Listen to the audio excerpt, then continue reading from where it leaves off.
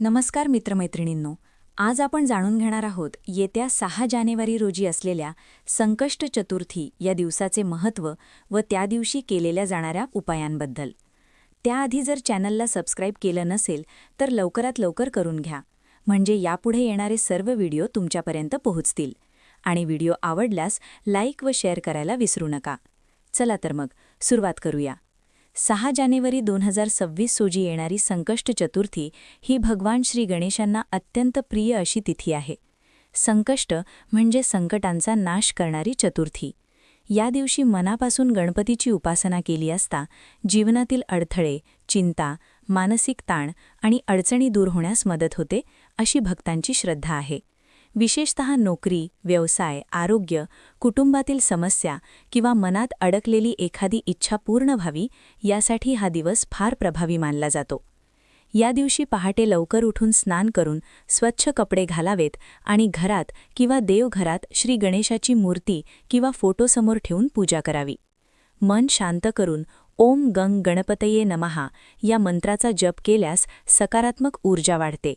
संकष्ट चतुर्थीचा उपवास प्रामुख्याने गणपतीसाठी केला जातो.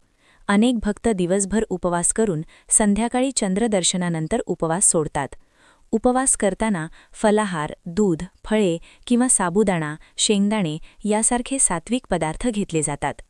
या दिवशी मोदक, दुर्वा, लाल फुले आणि अक्षता अर्पण केल्यास गणपती लवकर प्रसन्न होतात असे मानले जाते. विशेष उपाय म्हणून 21 दुर्वा गणपतीला अर्पण करताना प्रत्येक दुर्वेसोबत मनात एखादी इच्छा धरावी. तसेच संकष्ट चतुर्थी व्रतकथा ऐकणे किंवा वाचणे यालाही फार महत्त्व आहे. कथा ऐकल्याने श्रद्धा वाढते आणि मन अधिक स्थिर होते. घरात आर्थिक अडचणी असतील तर या दिवशी गणपतीला गूळ आणि तूप अर्पण करावे. नोकरी किंवा व्यवसायात अडथळे येत असतील तर लाल चंदनाचा टिळा गणपतीला लावून प्रार्थना करावी. आरोग्यासाठी आणि मानसिक शांतीसाठी दिवसभर शक्य तितका जप, ध्यान आणि नकारात्मक विचारांपासून दूर राहण्याचा प्रयत्न करावा. संकष्ट चतुर्थी हा केवळ उपवासाचा दिवस नसून आत्मचिंतनाचा आणि संयम शिकवणारा दिवस आहे. या दिवशी मनापासून केलेली प्रार्थना, साधे सात्विक आचरण आणि सकारात्मक विचार यामुळे गणपतीची कृपा निश्चित मिळते, अशी भक्तांची दृढ श्रद्धा आहे. 6 जानेवारी 2026 रोजी येणारी ही संकष्ट चतुर्थी भक्तांसाठी संकटातून मुक्ती देणारी आणि नव्या आशेचा मार्ग दाखवणारी ठरो, हीच श्री गणेश चरणी प्रार्थना. नमस्कार.